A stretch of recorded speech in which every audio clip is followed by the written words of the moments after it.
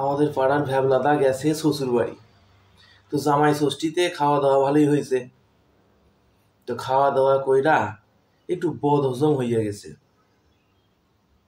তো জামাই ষষ্ঠীর পর দিন ভ্যাবলাদা বাড়ি ফিরতেছে। তো বাসে উঠা দেখে বাসে প্রচণ্ড ভিড়, পা রাখনের জায়গা নাই। তো ভ্যাবলাদা কোনো রকমে বাসে দাঁড়াই আছে। এদিকে ভ্যাবলাদার পেটে গ্যাস ফুটফুট করতেছে। তো ভ্যাবলাদা বাসে দাঁড়াইয়া রয়েছে। এমন সময় ড্রাইভার মারছে ব্রেক। তো ভ্যাবলাদার পেটের বায়ু নিচে দিয়ে গেছে বেইরা। তো পাশের লোক কইতাছে যে করতাছেন ভালো হইতাছে না কিন্তু। তো ভ্যাবলাদা কয়, ওরে বাবা, এর আবার ভালো মন্দ আছে নাকি, দেখি পরেরটা যদি ভালো হয়। তো আবার ভ্যাবলাদা পাশে দাঁড়াই রয়েছে। এখানে সময় ড্রাইভার আবার মারছে ব্রেক। তো ড্রাইভার ব্রেক মারতেছে। তো ভ্যাবলাদার পেটের মধ্যে বায়ু ফুটফুট করতেছিল।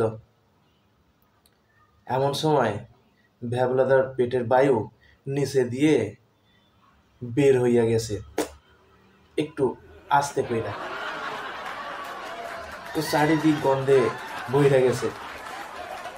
বাসের লোক আবার কইতাছে, আরে যে করতাছেন ভালো হইতেছে না কিন্তু।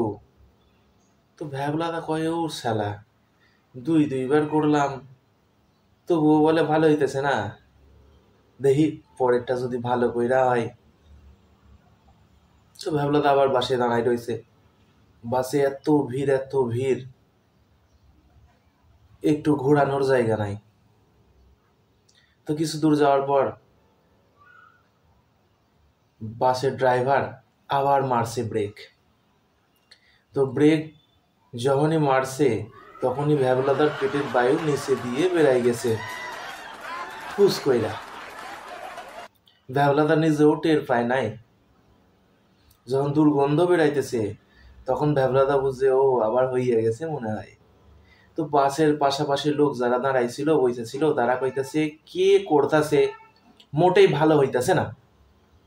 তখন ভ্যাবলাদা বলে, ওরে শালা, আমি তিনবার চেষ্টা করছি, তিনবার চেষ্টা কইরা এই কাজ করছি, তবুও আপনাদের ভালো লাগে না। এই তো আমি কি করবো, এর থেকে ভালো আমি আর করতে পারবো না, যা করবেন আপনারা করেন।